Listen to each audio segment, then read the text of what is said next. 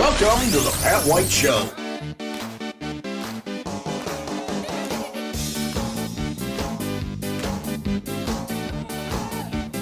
Well, welcome to episode number 5 of the Pat White Show. Let me give you a quick rundown of what's going to be happening. Item number 1, Veterans Day. Well, both of my granddaughters at her school, their entire school, did a presentation for the folks who served in the United States military and their friends, neighbors, whatever. And it was a great show they put on. And they got a little segment on that you're going to want to see. And then they also gave me this. Take a look at this. It's done by one of my artwork, done by one of my granddaughters. So that's coming up. That's one of our episodes we're talking about. That's on for Veterans Day. Oak Hill Elementary did a great job. And of course, hey, update on the New Haven Casino. More information. I got pictures.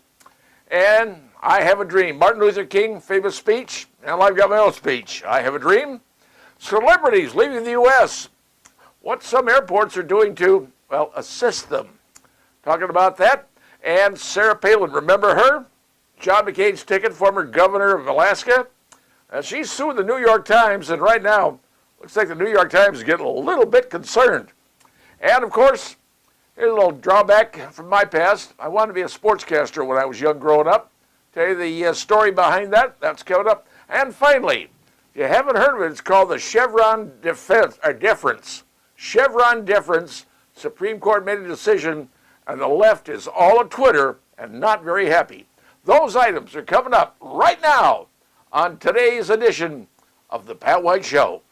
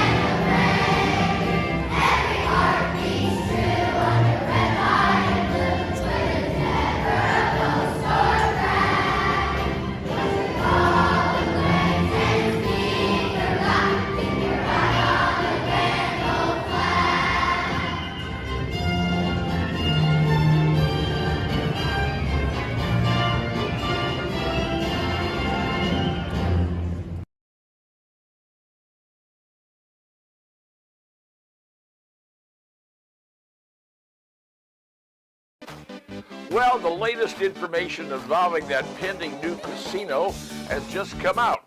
The casino is for New Haven, Indiana, in case you didn't know. And the folks have the casino already.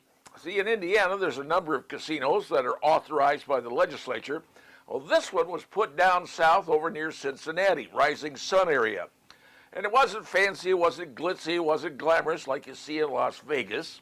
No, pretty basic kind of casino.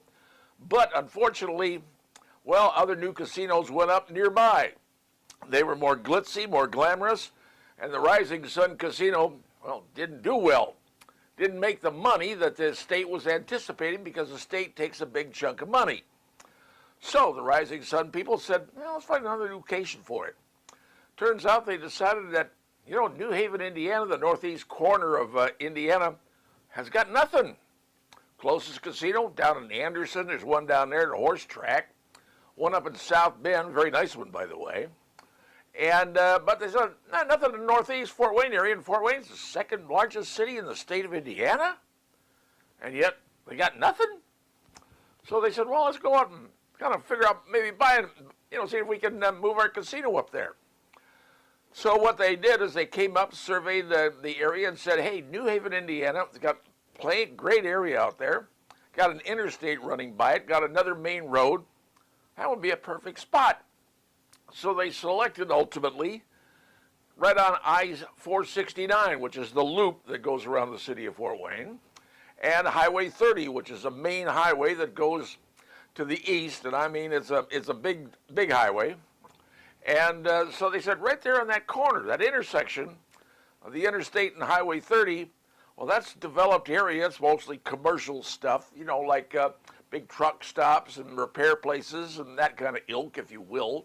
They said, yeah, that'll kind of work. So they acquired some 90 acres of land to put down this casino.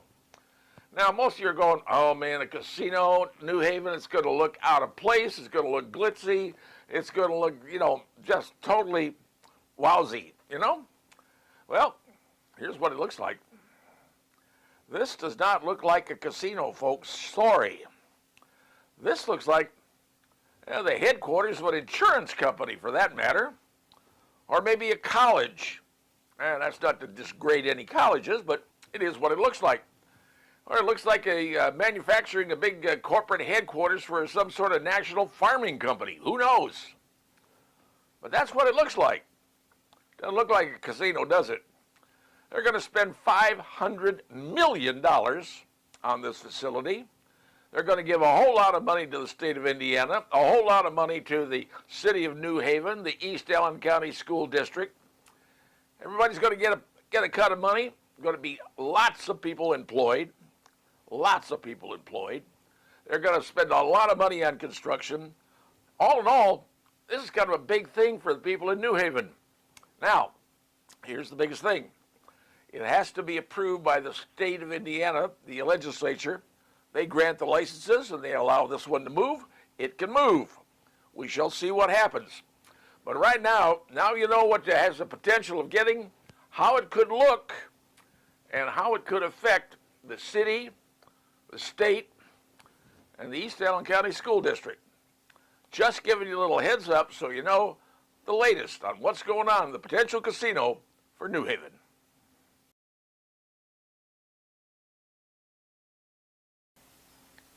Well, many years ago, back in the 1960s, when I was in college, I heard a speech from Martin Luther King. It was on TV.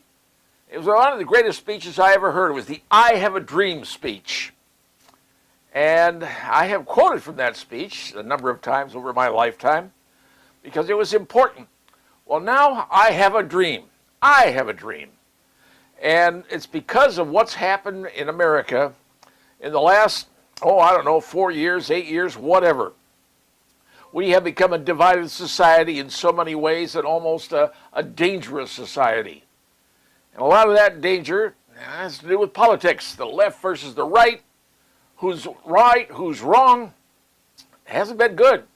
And the latest one between Donald Trump and Kamala Harris reached an epic point, folks, a very dangerous point. Now, I have a dream. How do we solve that problem? How do we get the two tribes to drop their swords, take off their war bonds? Hey, you're always going to have people on the left and people on the right, but you don't need to get ugly. So how do we do it? What could be done to lower the temperature, as they say? Well, here's the thought. Now, Joe Biden recently gave a concession speech, which he didn't need to give because he wasn't running. It was Kamala, and I saw her speech and wasn't anything to write home about. But Joe's speech was actually pretty good. He actually said a lot. He said, hey, we're going to make this thing, we're going to have people on both sides. That's fine, but you still couldn't believe what you believe. So, what if this were to happen? What if Joe Biden were to say to Donald Trump, because he had a conversation with him, and said, look, let's make peace on this thing. Let's smoke the peace pipe. What if Joe Biden were to, as president, go to Jack Smith, that prosecutor who's trying to lawfare, call it what you will, on Trump, and said, hey, Jack, you're out of a job. You're done. You're fired. Now, Trump could do it the moment he gets into office. He can fire Jack in a minute. Heartbeat. That lawsuit going on down in Florida where they raided Trump's house and on the records and all the other stuff, that could all go away. But no, Biden could say, hey, I'm squashing that thing. That thing's done. You're done. Now, then he could get on the phone and call the governor of New York, Ms. Hochul, and say, hey, Kay, listen, I'm the president. That whole thing going on in New York, that trial, I want it over, done with. Get it dropped. Finish it.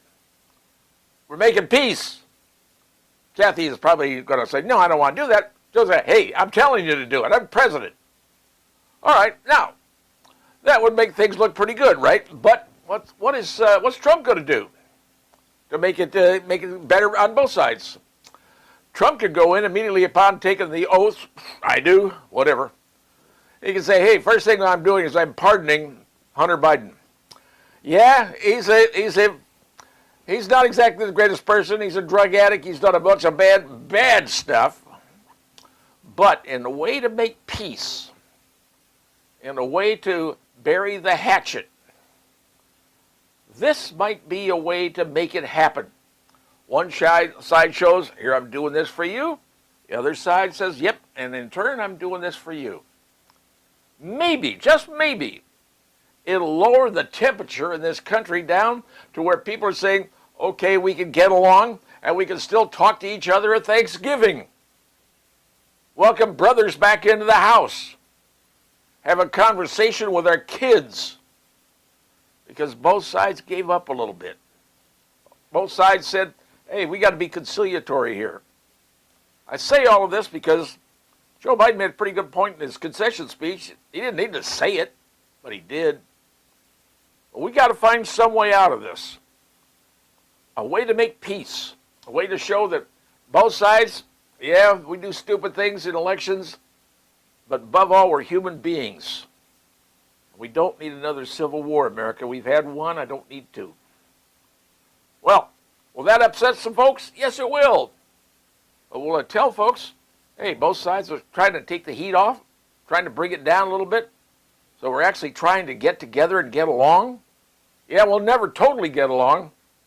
At least I want to be able to talk to my kids. I want to be able to have friends I don't have anymore.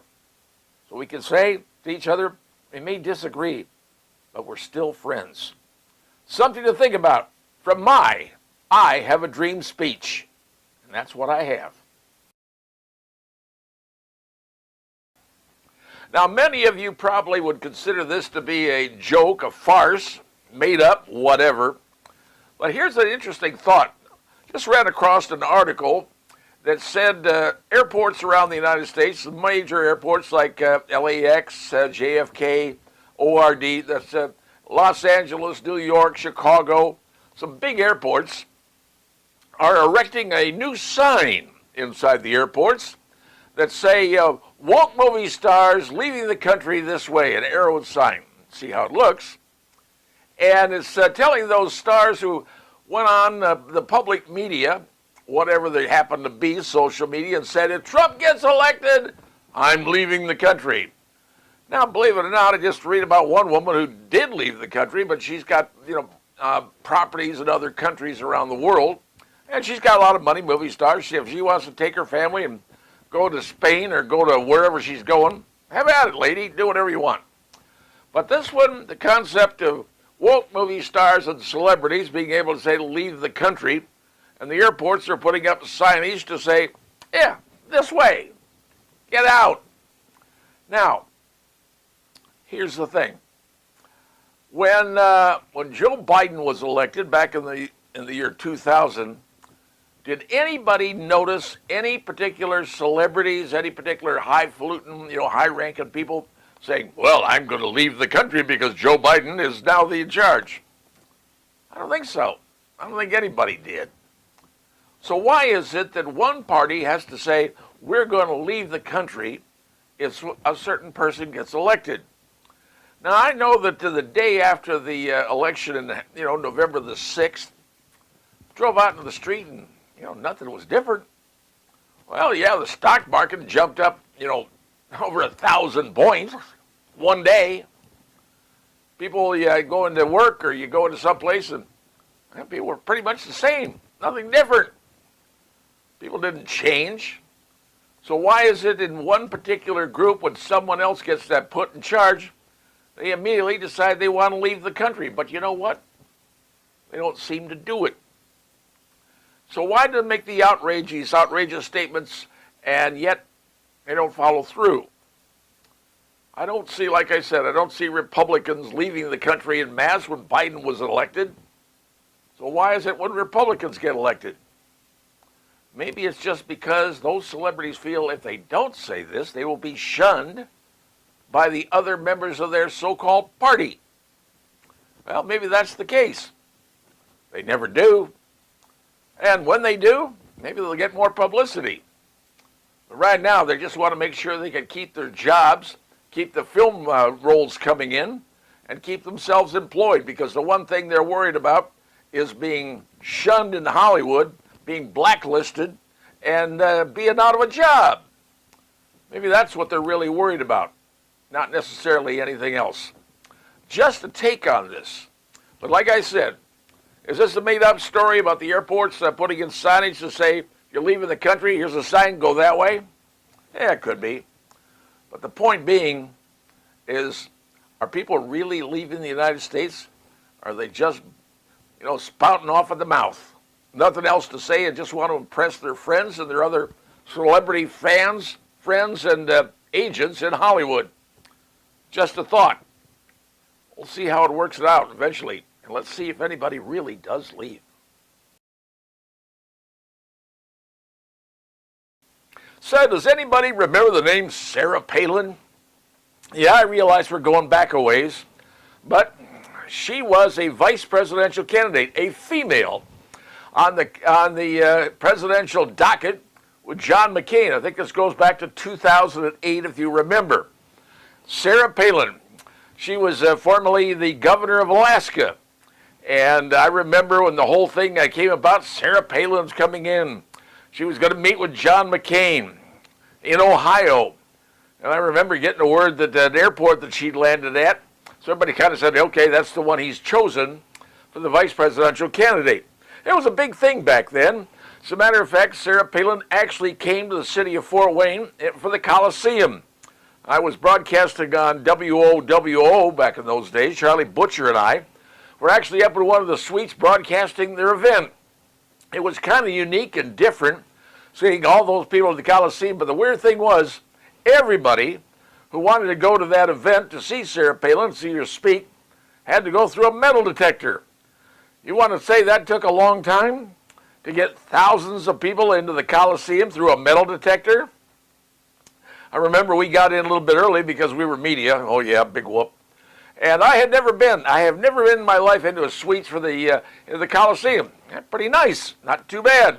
Not that I could afford it, but hey, I got to visit one. Well, anyway, she spoke. And but here's the big story. It has nothing to do with this. It has to do with an editorial that the New York Times wrote about Sarah Palin and one of her commercials, one of her ads. And the New York Times, in an editorial piece, said that commercial resulted in Gabby Giffords. She was a House member in Arizona. She was at a campaign speech. Some weird guy got a gun, ended up shooting Gabby Giffords, and doggone near killed her. And it took a long time for her to come back She's married to Mr. Kelly, senator from Arizona, now the senator. It's her husband. He was a former astronaut. And so anyway, she was the subject of an editorial. New York Times said she was responsible for Gabby Giffords being shot. Essentially inferred that. Well, Sarah Palin got very upset about it and ultimately brought a lawsuit against the New York Times for defamation. Now, that's a very difficult thing to prove because you have to prove malice. That they were really meant it, they were really trying to do this and really going after her because they hated her. And it's tough to prove when you got editorials because editorials are, well, editorials. They're going to give you their opinion. That's why it's on the editorial page. So proving malice is a little bit different and a little bit more difficult. Well, they had a trial. And the trial ended up in the favor of the New York Times. The judge said, New York Times are in favor of you. Everything's fine. Well, what happened was, went to the appeals court. The appeals court said, no. We're overturning that. The judge made some very bad rulings. Well, now it's back and they're discussing. And now the parties are getting together and there could be a settlement, namely monetary, because they're going to have another retrial coming up next year. And I don't think the New York Times wants to go to another trial with the attitude happening where apparently a lot of New York is going from blue to red. And maybe what Sarah Palin could beat them at trial and take them for a whole lot of money. So maybe what's going to happen is they're going to say, well, you know what we ought to do? Let's just give her a bunch of money and see if she'll take that and go away. Will she do it? I don't know. Can't tell you. But those are settlement things, and they're NDAs. They're called non-disclosure agreements. She can't say anything. They can't say anything. And the whole thing ends and somebody gets money, and that's normally her. So is she going to go for the money, or is she going to go for the public destruction of the New York Times? I do not know. I can't tell you. But I can tell you this. How that trial ends up is going to be very, very interesting in the way that people in New York have changed their attitudes toward what they read, what they see in the media. Just something for you to consider. In case you didn't know, now you know. And let's see where this lawsuit with Sarah Palin against the New York Times ends up. Could be very interesting.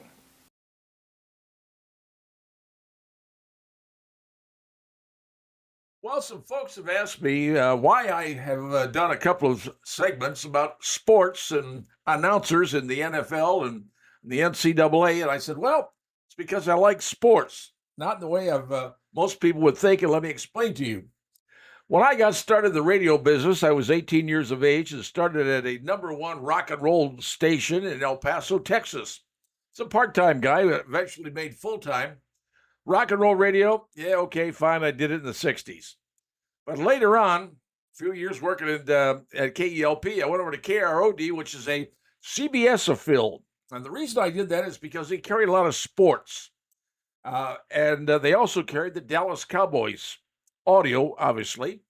And we carried the Sun Kings baseball, high school basketball. I was aficionado, and that's in college. I had 2 majors in college. One was journalism. The second one was broadcasting, radio and television. Because I had dreams of becoming a broadcaster and basically a sports broadcaster. And in my time, I did college baseball. I did AA baseball, college basketball, high school basketball. I did all those things. But when I was on the air working at KROD, they had an announcer with KRLD in Dallas, the Dallas Cowboys.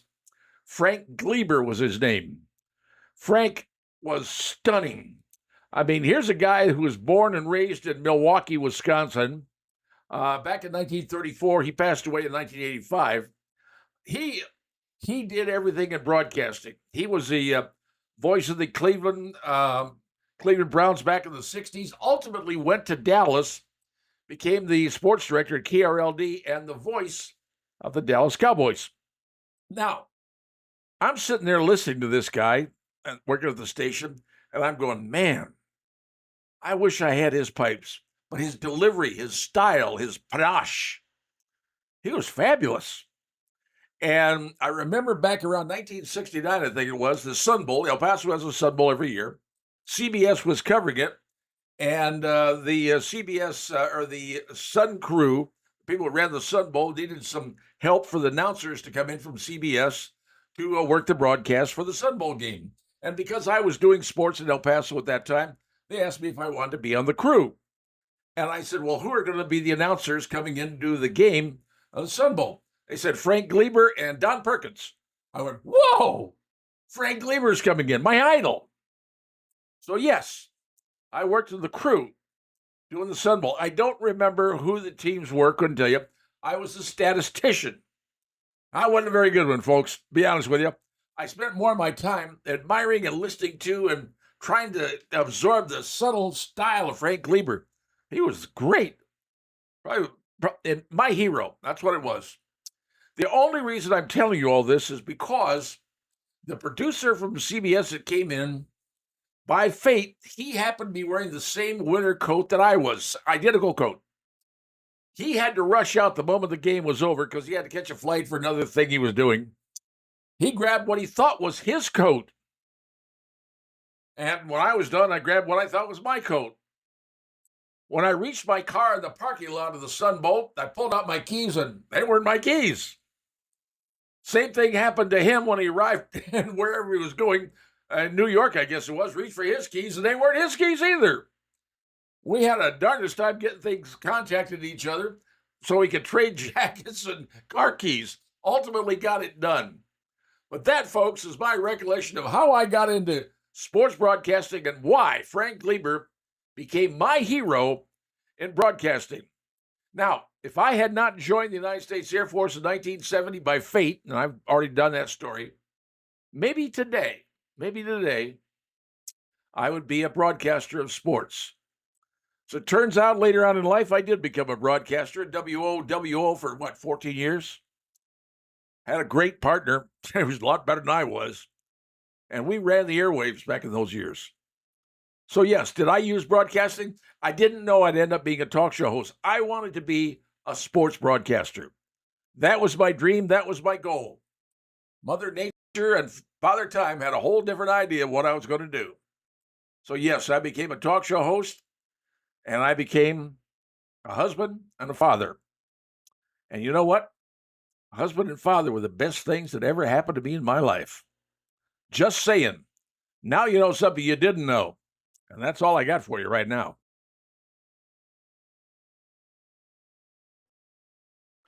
For those of you that follow the law, or at least follow the United States Supreme Court, there was a ruling a while back that sent the left into a tizzy. And I mean, they were completely upset about this ruling from the Supreme Court because it affected something called Chevron deference. Now, most of you don't even know what the heck that means, Chevron deference. Came from a lawsuit called Loper Bright Enterprises versus Raimondo, and the political left reacted with a furious outcry when the Supreme Court reversed itself. Now, see, this goes back into 1984 when the Supreme Court said, set the concept of Chevron deferences. Now, what this basically means is when the Congress passes a law, okay, and the law goes to the various agencies who administer the law, and sometimes these things that Congress writes, it's hard to figure out exactly what they mean in the law itself and how it's carried out. Well, it reaches these various agencies whose job it is to interpret what the law says and then create the regulations that will run based on the law. So if you get a law that comes down and goes to an administrative agency, and the agency says, okay, we're going to make regulations and do this, this, and this, and it affects things. And it has affected things since 1984 tremendously, especially for farmers and waterways and what construes a waterway and what doesn't. These are regulations set up by departments, not necessarily the federal law, but the departments who are interpreting the laws. Well, that's what's happened. So the deference was put in by the Supreme Court back in 84, says, look, we are going to defer to the agencies who have experts who know how to handle these regulations, and we are not going to allow lawsuits against these agencies saying they are smarter than everybody else. We'll let them do what they do and make their regulations. Well, back in 84, that sounded like a pretty good idea. Didn't work out that way ultimately, because then the people who got involved, the power brokers got involved and said, if we can't make laws, we can utilize the agencies to carry out other laws and have them interpret those laws and set up whole new regulations to run society. Not having a new law coming out of Congress, but taking old laws and reinterpreting them and having the right people in those agencies to say, well, we're going to say this, this, and this because this is the way we interpret the law, and we can't be sued for it because we're operating under Chevron deference. Well, this case called Loper Bright Enterprises versus Raimondo went all the way to the Supreme Court, and it had to do with a fee that was charged to fishermen. I'm not going to get into that, but Supreme Court reversed it and said, you know what? You folks have gotten yourselves a little too persnickety in this whole thing. You are creating all sorts of rules and regulations because you know nothing can stop you. And when you get too far powerful and set too many rules and regulations, remember the president was talking about this. What we need to do is reduce regulations to allow better commerce. This is the whole Supreme Court situation. Reducing regulations.